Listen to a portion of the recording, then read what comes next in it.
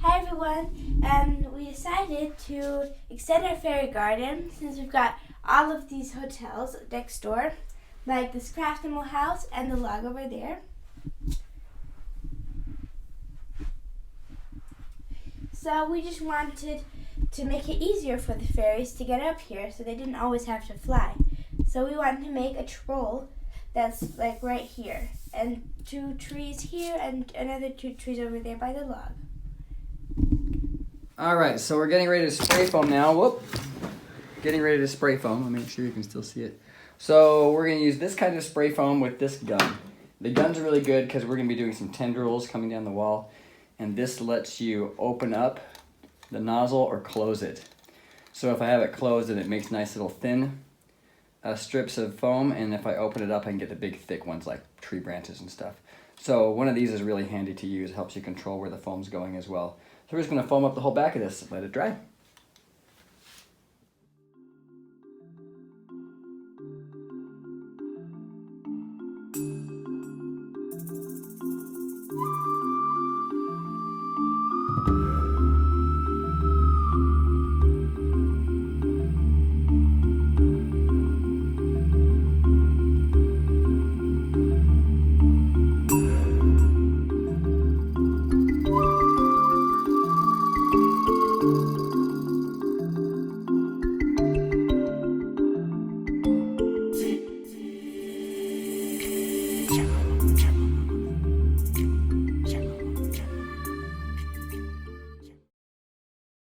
Okay, so we just worked on the spray paint a little bit, and we put some black on our foam. So now we're just gonna take some brown and accent it so it looks better.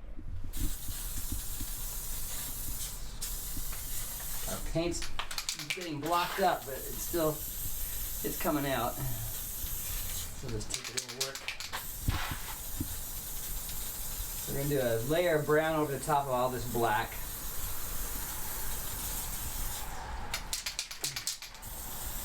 And then we'll add on some touches of white and some yellow to make moss.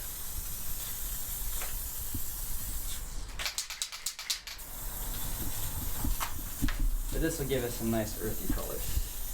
Okay, now we're just gonna do some spot coating with some yellow so that it brings out some green for the moss.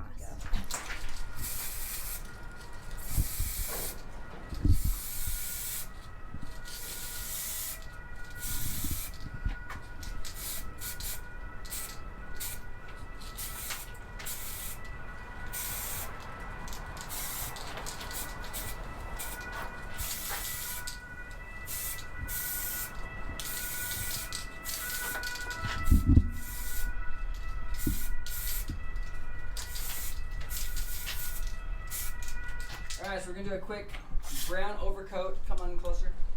And then we're going to add some white to this. So we're going to darken up the browns here real quick, where we want it to be more brown.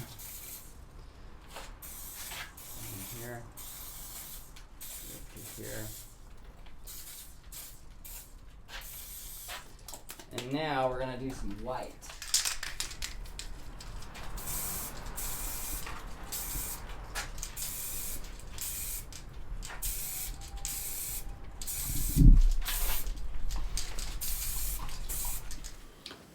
All right, so we created these 2 trees up here. Just the start of them anyways, the trunks. I haven't been doing videos on all of it because it's just so much work. But these are the 2 big trees. We're actually gonna be doing some work drilling some holes in here and adding some real branches. But right now, I'm just gonna do some paint accents. These are built out of cardboard. So I just made cardboard frames and then did paper clay and stuff over the top of that with some expanding spray foam as well. So you can see in the other videos how to do that. And now I painted it already with some spray paint. Remember, with the spray paint, you always add the dark colors first, a thick layer of black over everything to start, and then slowly do a smaller coat, a lighter coat of brown over the top of that. It's going from dark to light, and then go to the yellow. For the moss, add just spot coat on the moss where you want that, and then a little accent of white over the top of that just to lighten things up a bit. And then I go back, like I'm going to do right now, and add some white to the actual trees just to give a little stronger contrast with the darks to bring out the shadows a little bit. So I'll show you how to do that.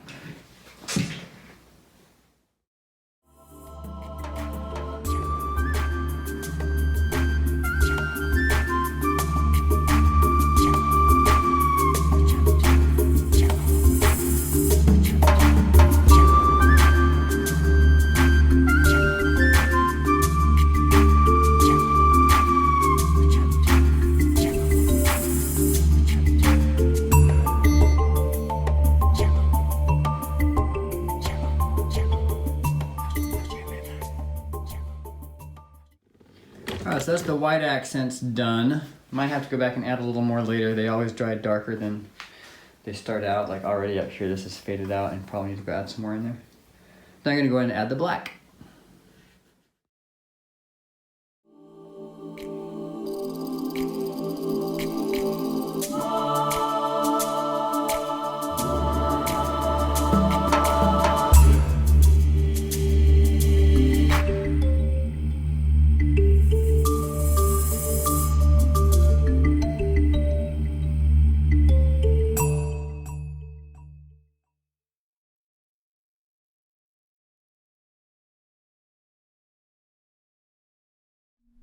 Alright, so while the paint's drying,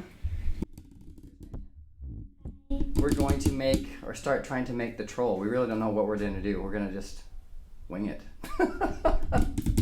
Any ideas, Nanya?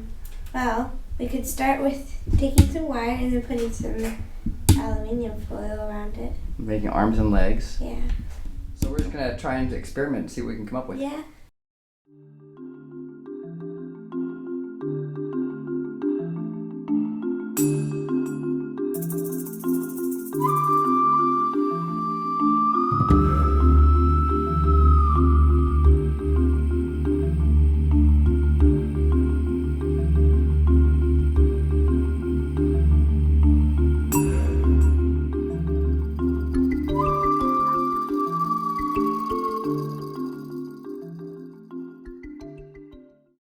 Alright, go ahead. Okay, so we just did the head and an arm. And my dad added some marbles for the eyes, and we did some spikes on the back and some horns. We did the tongue and stuff, and we did an arm that was kind of like climbing because he's gonna be climbing up the wall. So we just did that.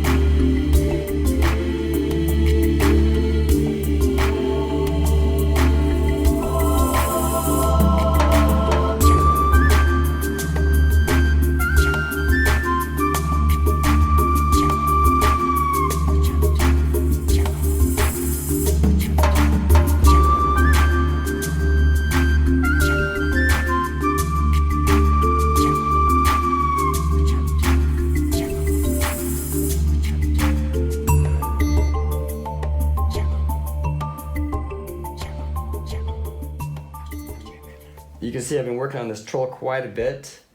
Just made I just put the legs on so you can kind of see what he looks like so far, but there he is with his face. So he's gonna be climbing a wall, the wall that we're making, and I just made these legs out of some thick wire, and then you just glue on aluminum foil and wrap it around and shape it how you want it. So this is obviously his leg and his other one and his arm. And then after I got the tin foil done, then I took some paper clay that I made with the PVA glue and toilet paper and used that for his arms. So I'm gonna do that over all of his body. I got his whole body done in the same way with the tin foil and the paper clay. And then I'm gonna go over it with a layer of the polymer clay that we've made to make it look more like skin, because that's a much smoother surface, more like this. So we're gonna do that with the polymer clay, but in a different color. So this troll is turning, he's in the middle of turning to stone. So you can see he's got one eye is stone, the other one's still not turned yet. Because in the story that he comes from, then he gets turned to stone. So this is, we're getting him right as he's turning into stone. So right now I'm just gonna put on, he's a tree troll, so I'm gonna add some extra tree branches like this that I did on the arm. And we just got some tree branches from outside and glued some leaves on them, some of our fall leaves. And I'm gonna cut these and glue them onto his back and onto this kind of like his shield, his shell or whatever, and onto his arms and stuff. And then when I get his legs done, I'll do the same, so he has kind of a tree-ish look. Okay, and we'll see how that goes.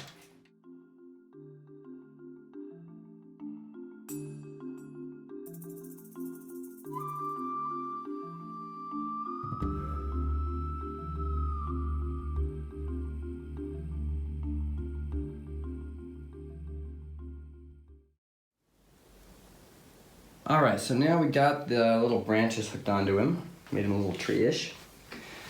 And I'm going to go over the paper clay with, I'm gonna try this with a layer of polymer clay and see how it looks. First I'm gonna finish off his hand with the rest of the paper clay I've got, and I probably have to mix some more. And the polymer clay, I'm hoping it'll be smooth like this for his arms, for that skin kind of feel. I've never used polymer before this, so this is the first time we've made it and tried it, and it seems to work pretty well. It just shrinks quite a bit when it dries, so it gets some cracks, but that's gonna kind of work for this character. So we're gonna try that out and see how it turns out. I thought it'd be good to do one more quick video here to just show you the different qualities of clay.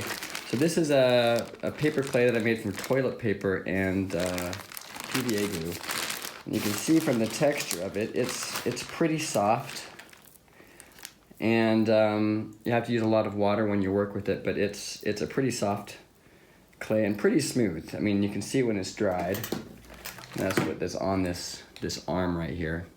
So it's a pretty good clay for getting a good smooth finish. So that's kind of nice. This is a paper clay that I made from cardboard. And this is what I use on the bark on this, shield on the back.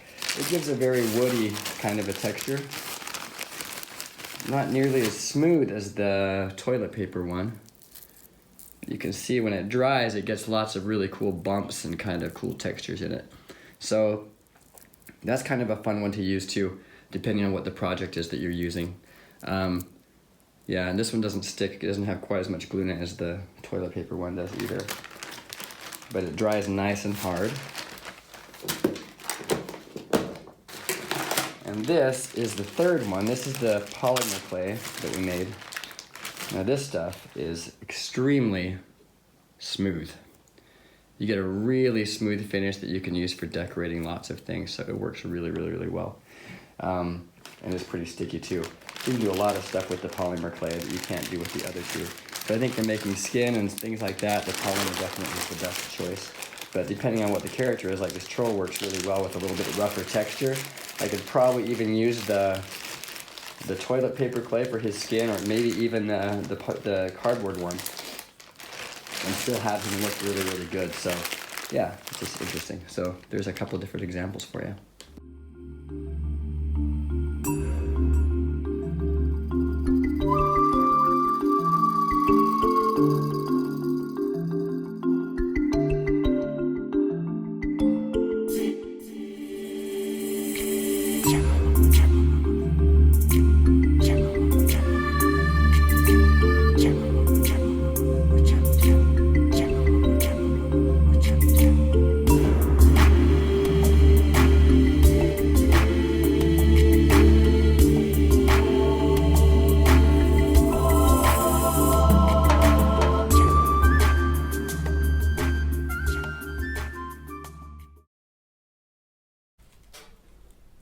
Got his face. We just decided to make him look a little more like stone, huh?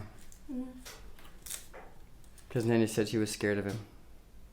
No, I didn't. Just kidding. He did look kind of scary. But he doesn't look so scary when he's stone. So there's his arms connected. We're going to connect the rest of his legs and his other arm. So here's a leg, and this is another leg. And this is another arm. So we're gonna connect those together and make them fit onto the board today. So since this was the first time that we used the polymer clay, we tried a couple of different things. They say you can put paint in it and color it, which we did. That's how I got the green on the troll's head and the gray. And then this came in a little black.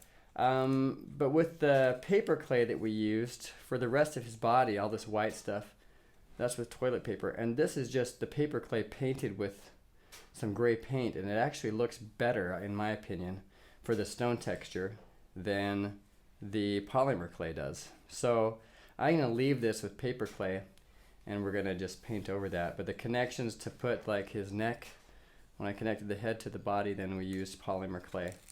And so I'm gonna do that with the joints to connect his arms to and legs to the body.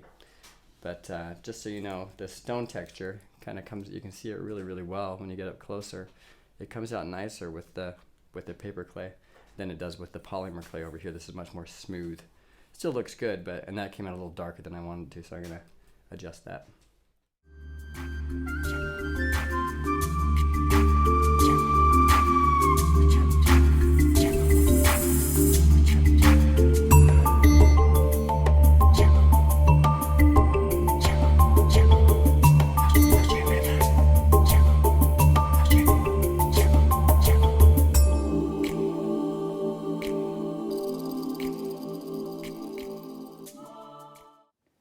So I thought I'd do a little close-up on this troll.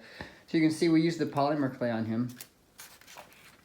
And it worked well because the clay shrinks and then it creates all these cool cracks. So normally you wouldn't want cracks, but in this case, because he's supposed to be a troll that's turned into stone, and the cracks are gonna work for us. So we're just basically putting black paint in a lot of these cracks to bring it out, to bring out the textures in his face and in the stone. And yeah, and then we'll go over with some white and add some white texture in there as well.